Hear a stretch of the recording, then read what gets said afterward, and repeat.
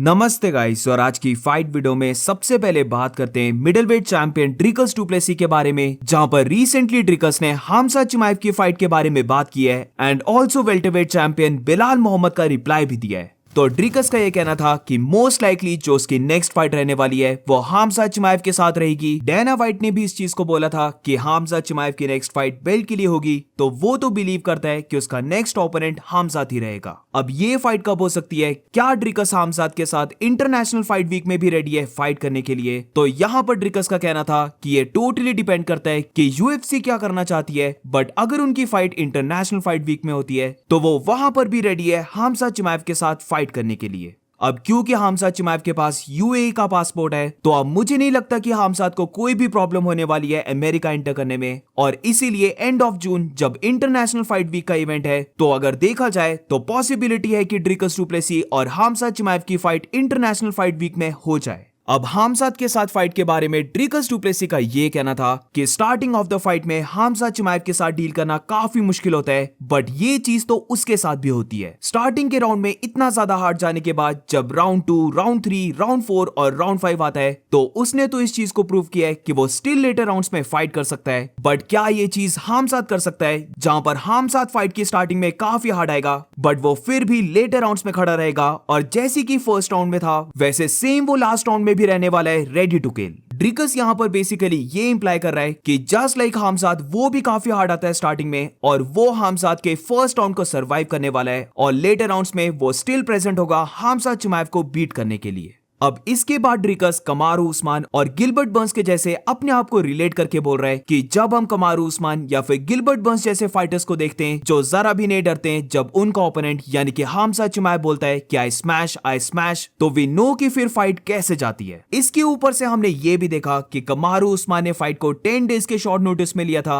और उस्मान के साथ गिलबर्ट बर्न्स ये दोनों ही फाइटर्स हमजा चिमाएव के कंपैरिजन में अंडरसाइज थे। बेसिकली ड्रिकस कह रहा है कि वो हमजात से नहीं डरता है। अभी तक हमने देखा है कि ऑलमोस्ट कोई भी फाइटर जो हमजा चिमाएव के साथ फाइट करता है वो हमेशा फाइट को काफी डिफेंसिव वे से स्टार्ट करता है, बट अब इसी चीज को लेकर ड्रिकस ने मल्टीपल टाइम्स बोल दिया है कि वो बाकी फाइटर्स की तरह हमजा चिमाएव की फाइट में बैक डाउन नहीं होने वाला है, बल्कि वो भी हमजा चिमाएव को अटैक करने का देखेगा। तो यहाँ पर ये देखने में बहुत मजा आने वाला है कि वो कौन सा ऐसा फाइटर होगा जो बैक डाउन होगा। और अब इसके बाद बात करते हैं कि ड्रिकस डू प्लेसी ने वेल्टरवेट चैंपियन बिलाल मोहम्मद के बारे में क्या कहा है, जहां पर लास्ट ही वीडियो में मैंने कवर किया था कि बिलाल मोहम्मद को लगता है कि मिडिलवेट डिवीजन एक बहुत ही इजी डिवीजन है, जहां पर बस हमजा चिमाएव को छोड़ दिया जाए तो बाकी सारे fighters including Sean Strickland and middleweight champion Dricus Du Plessis ये सारे फाइटर्स सक करते हैं फाइटिंग में। तो इन सारी बातों का रिप्लाई देते हुए ड्रिकस कहता है कि बिलाल मोहम्मद वो तो भूल भी चुका है कि बिलाल कैसे फाइट करता है और क्या कभी बिलाल ने किसी फाइटर को फिनिश भी किया है। उसे ये चीज बहुत ज्यादा फनी लगती है कि बिलाल मोहम्मद ऐसे एक्ट कर रहा है कि उसके पास चॉइस है डिवीजन को चेंज करने की, जहां पर वो ऐसे बात कर रहा है कि उसे एकदम से यूएफसी मिडिलवेट डिवीजन में जाने देगी और उसे टाइटल शॉट के लिए फाइट करने देगी। उसे नहीं लगता कि यूएफसी बिलाल को वेल्टरवेट से मिडिलवेट डिवीजन में जाने देगी, और अगर बिलाल को फिर भी मूव करना है तो पहले उसे अपनी बेल्ट को गिव अप करना होगा, यानी कि वेल्टरवेट बेल्ट को वेकेट करना होगा, और फिर उसके बाद वो मिडिलवेट डिवीजन में आ सकता है। और देयर इज नो वे कि यूएफसी उसे एकदम से मिडिलवेट डिवीजन का टाइटल शॉट दे देगी। उसे तो लगता है कि यूएफसी बिलाल मोहम्मद को लाइक भी नहीं करती है, तो पता नहीं ये सारी चीजें बिलाल मोहम्मद क्या सोच के बोल रहा है। अभी तक बिलाल ने एक भी बार अपने टाइटल को डिफेंड नहीं किया है और वो बात कर रहा है मिडिलवेट टाइटल के लिए फाइट करने की। उसे लगता है कि बिलाल मोहम्मद ज्यादा बेटर है ट्विटर में एज कंपेयर टू उसकी फाइट्स में।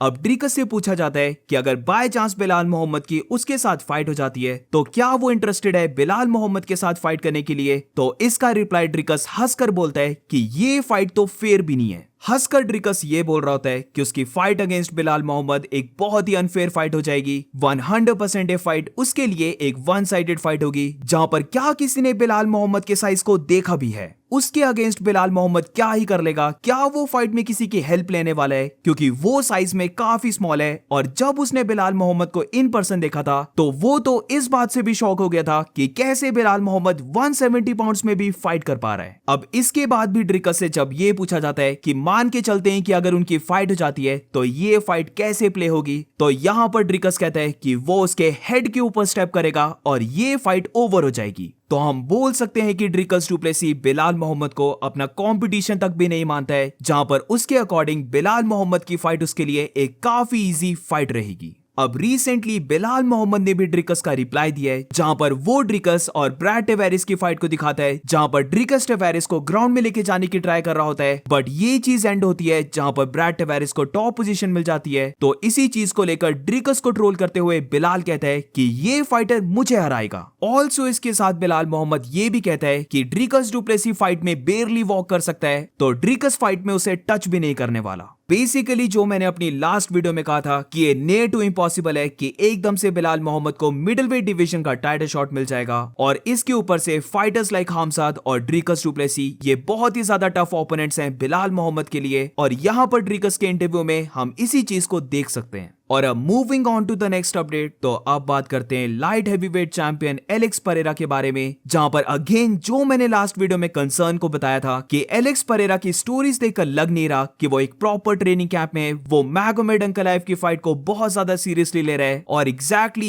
यही सेम रिसेंटली डैनियल कॉर्मिये और चेल सनन ने भी बोली है, जहां पर डैनियल कॉर्मिये कहता है कि लास्ट वीक UFC 312 में उन्होंने देखा कि एलेक्स परेरा ऑस्ट्रेलिया गया है। वो UFC इवेंट होने के बाद भी ऑस्ट्रेलिया ही था, जहां पर वो ड्रेक के कॉन्सर्ट को अटेंड कर रहा है। तो ये डेफिनेटली एक कंसर्निंग बात है कि क्या एलेक्स परेरा प्रॉपर वे से ट्रेन भी कर रहा है। अब दूसरी साइड चेल सनन का ये कहना था कि एलेक्स परेरा बहुत ज्यादा ट्रेवल कर रहा है, और बेशक हम बोल सकते हैं कि वहां पर भी एलेक्स परेरा ट्रेन करता है, वो थोड़ी सी किक बॉक्सिंग कर लेता है, वो थोड़ी सी रेसलिंग कर लेता है, बट ये डेफिनेटली जरा भी सेम चीज नहीं है जब फाइटर एक प्रॉपर ट्रेनिंग कैंप करता है। तो एक साइड एलेक्स परेरा है जो ट्रेवल कर रहा है और उसके बीच में टाइम निकालकर ट्रेनिंग कर रहा है, वेयरएज दूसरी साइड मैगोमेड अंकलाइव है जो प्रॉपर वे से लॉक्ड इन है, वो जरा भी मीडिया नहीं कर रहा, वो कोई भी इंटरव्यू को नहीं दे रहा, वो बस एलेक्स परेरा की फाइट के लिए ट्रेन कर रहा है। तो राइट नाउ जब हमें पता है कि UFC 313 होने वाली है 9 मार्च को, जिसमें अब हार्डली कोई टाइम बचा है, तो आई एम नॉट श्योर कि अभी एलेक्स परेरा के साथ क्या चल रहा है। अब डेफिनेटली उन्होंने भी फाइट के लिए कुछ प्लान ही किया होगा, बट एक चीज मैंने नोटिस की है कि इतने ज्यादा ट्रेवल या फिर फैन मीट्स करना, ये सारी चीजें वैसे तो पहले भी एलेक्स ने की थी, बट इस बार मैगोमेड अंकलाइव की फाइट से पहले ये सारी चीजें एलेक्स परेरा और भी ज्यादा कर रहा है। और अब moving on to the next update, तो अब बात करते हैं former double champion Henry Cejudo और सॉन्ग येडोंग की फाइट के बारे में, जहां पर इस संडे UFC फाइट नाइट की मेन इवेंट में इन दोनों फाइटर्स की फाइट होने वाली है, और ये फाइट हेनरी सेहुडो के लिए बोल सकते हैं एक मस्ट विन फाइट है, जहां पर अगर वो सॉन्ग येडोंग से भी बीट हो गया तो वो अपने रिटर्न के बाद लगातार 3 फाइट को लूज कर देगा, और फिर काफी चांस रहने वाला है कि हेनरी सेहुडो लॉस के बाद फिर से रिटायर हो जाए।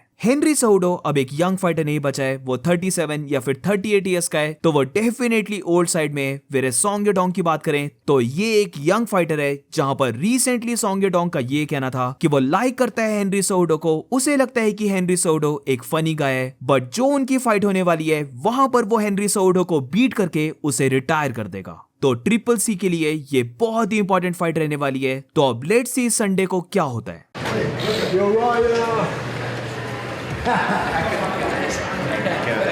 What's up, guys? How are you? Good to see you. What's up, how are you? I'll see you Saturday.